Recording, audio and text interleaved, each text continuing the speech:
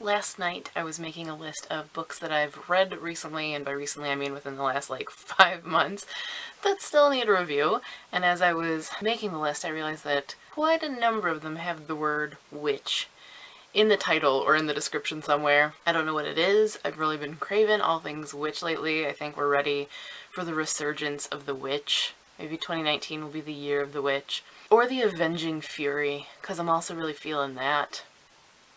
2018 vibes. But as it is October, I figured this is the perfect time to just go ahead and review some of those witchy books, as well as maybe give you some of my general recommendations of witchy favorites. So, without further ado, here are some recent witchy books I've read and some ones that I just love of all time.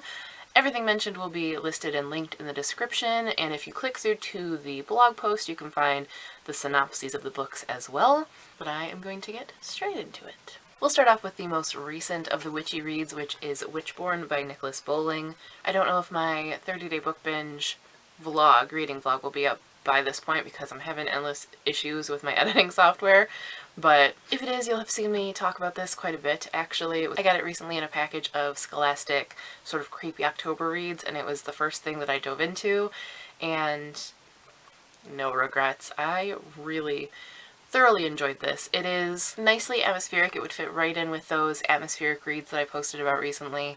It has a really great sense of place and of time. It's historical, but without kind of locking people out that aren't historical fans. Like, the language is not bogged down in the historical, although it makes it a little more approachable, a little more easy, especially for a middle grade audience to kind of dive into something that's set during Elizabethan times, which could maybe, you know, be a little harder to kind of take on. It feels very fraught, like there are consequences. If you do the wrong thing, bad things could happen, and I always appreciate that because so often books set it up as something being end of the world, and then when it gets down to it, like, everybody gets off so easily. This, for middle grade at least, doesn't do that. It's also just very readable. It just pulls you right along. I enjoyed the main characters. I enjoyed the backstory that we have of her. It starts off pretty gruesome, especially for middle grade, so if you like to kind of keep tabs on what your kid is reading, maybe read it with them or something.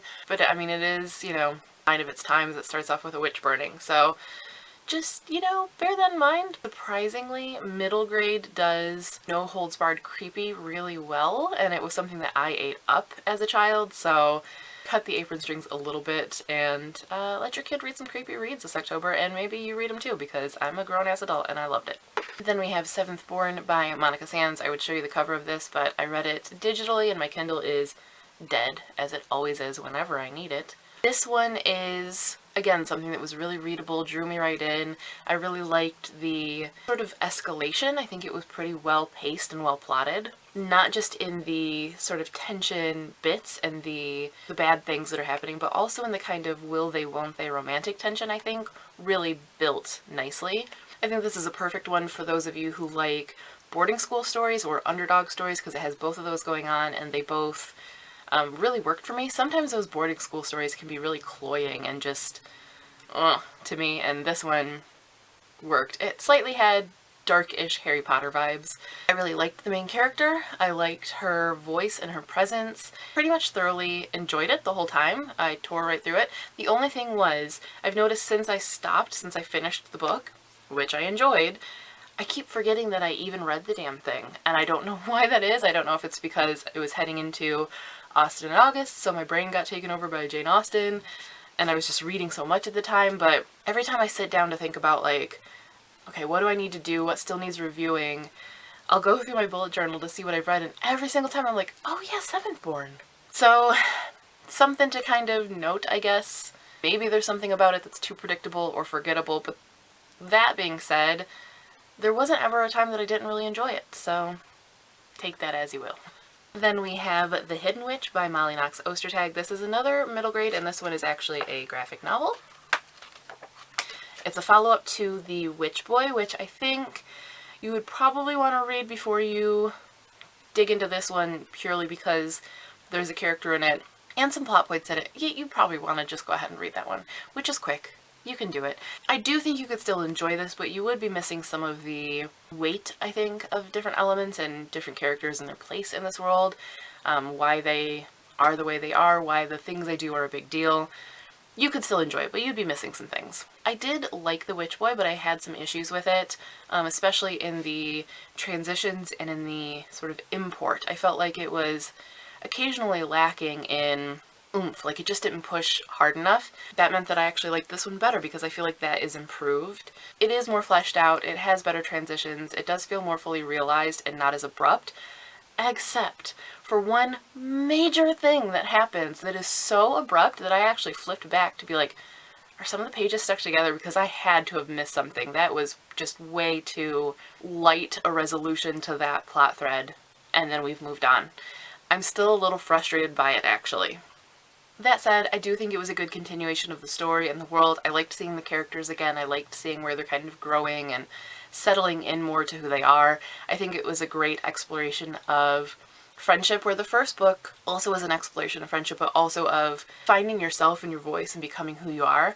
In this one, that's a little more settled, and it's diving more into friendship in a way that I think will be really relatable to middle grade readers, and that kind of friendship jealousy of like, you're my friend, you can't be friends with someone else. It gets into that a little bit, so I think it's going to really appeal and be relatable to a lot of younger readers. And the art is nice, the world is really cool.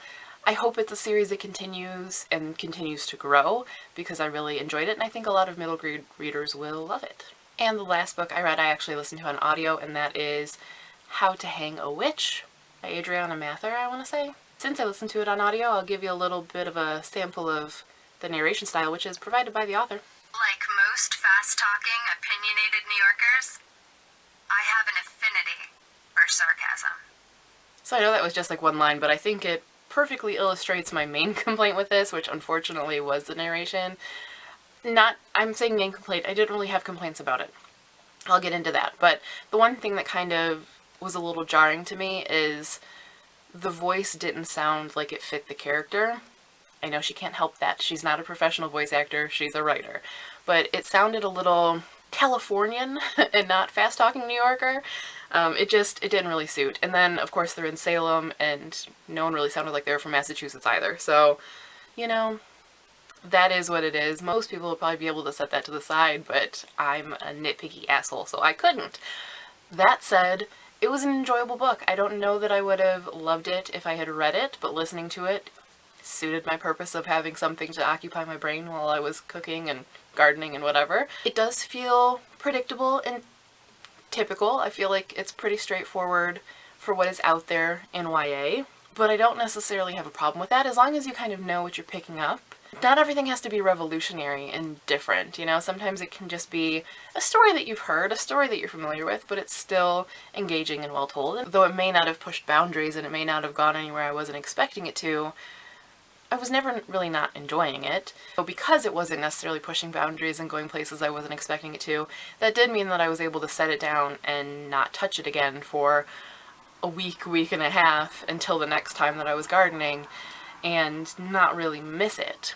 And also not feel like I had forgotten everything and missed out. I mean, it's really easy to slip into, and the familiarity with the story and the type makes it an easy read or an easy listen. I don't think these are bad things, but you might, so your mileage may vary, but I enjoyed it, and I would listen to or read more by the author and see kind of what I think. I find her family connection to the story, she is a Mather, and if you know anything about the Salem witch trials, that name will probably stand out to you. So I found her kind of approach really interesting, and there's an author's note where she talks about that, so I thought that was really cool. But yeah, I don't think that you would necessarily be missing the read of the century if you didn't pick it up, but if you like witchy things, I think that you would enjoy it. So those are my thoughts on 4 witchy books that I've read recently. As I said, these books are all the perfect type of read for this time of year, but of course, there's some other witchy books out there that I love even more, so I thought I would leave you with some of my personal favorites or other directions that you can kind of go with a witchy story. I know I'm going to forget some, so I will also probably be leaving more in the blog post that accompanies this video, so make sure you click through if you're wanting more recommendations, because there will be more. But some that I think you might want to pick up are the Immortal Beloved series by Kate Tiernan. I've talked about this before. I know her Sweep series would probably be a better choice since it is literally all things witchy, but I haven't read it, so I can't recommend it. Yes, I do own the first 2 volumes, which is like the first 4 or 6 books, so yell at me in the comments if you want, but I love Immortal Beloved. It is not necessarily straightforward witchy, but it definitely has those vibes. It is a witch of a type, I would say, and I loved it. How many times have I said that? Another one I've been talking about recently is The Price Guide to the Occult. This was in my favorites of the first half of 2018. I really, really liked this. Great sense of that sort of lineage of witches, which is something that I just love, just eat up. So if you want something like that, where every witch kind of has their thing, their little niche, and you've got this weight of history behind it and quirkiness behind it, definitely pick that up. If you want like the big bad witches, a little creepier, Sweetly by Jackson Pierce is a retelling of Hansel and Gretel, which obviously has the infamous The Witch, you know, just she's that one, the child eating one. So that's a good direction to go. On a similar note, and this didn't make it in my list, and see, this is why I said there were going to be more recommendations in the blog post, because I definitely forgot to write this one down, but it belongs on there, and that is Vasa in the Night. Hey, can you stop, please? Jesus! Vasa in the Night by Sarah Porter, which is a retelling of Baba Yaga, again, the witch. So those are good to go to for your like creep, gore, thrills and chills vibe. If you want a more kind of like kitchen witch, hedge witch, soft magical realism take on it, I would highly recommend Garden Spells by Sarah Addison Allen, or Just Say Yes by Alyssa Goodnight. They both have that kitchen witch vibe that I love. Just, I adore it. Once a Witch is a nice sort of straightforward YA. It kind of touches on one of my, I don't know if you'd call this a buzzword so much as a buzz theme, but that idea of the not power, like the runt in the family, you know, the one that seems to not have any power and then you're just waiting for it to be uncovered. Similar to Savvy, I guess, by Ingrid Law, which kind of could fit in with this. I just love stories that kind of take that track. And lastly, I would say if you're just wanting little bite-sized bits or wanting to get lots of different types of witches, you can't go wrong with the anthology Toil and Trouble. There are some fantastic witch stories in there, some worlds that I really want to see expanded and explore even more. And I think it has something for everyone, with a good dose of righteous feminism. Not preachy, but righteous. So maybe one of those books will appeal to you. There will probably be more in the blog post, so make sure you click through, but that is all for this probably too long video on one of my favorite topics, witches. You may not know this about me, unless you watched a vlog that I posted ages ago where I showed like pictures from my childhood, because I think I talked about it there, but almost every year of my childhood I was a witch for Halloween, except for the year that I was Jem from Jem and the Hologram. So, you know, this is near and dear to my cold dead heart, and maybe it's near and dear to yours too. So I hope that you found some recommendations. I would love to hear yours in the comments. I know I'm missing a ton of favorite witchy type books that I want to talk about. These were just the ones that kind of came to mind first and that I spotted scanning my shelves, but there are so many out there, so let me know your favorites. I can always use more for my own list, and if you have read or do read any of the ones that I mentioned, I would love to hear your thoughts. But that's all for now. Thank you guys for watching, and as always, happy reading. The whole time I was recording this, I had Witchy Woman by the Eagles in my head. Eagles, not the Eagles. Probably will be in my head the rest of the day. Ooh, ooh, Witchy Woman. Okay. Enough of that. I have a hair on me. It's driving me nuts. It was attached to my head.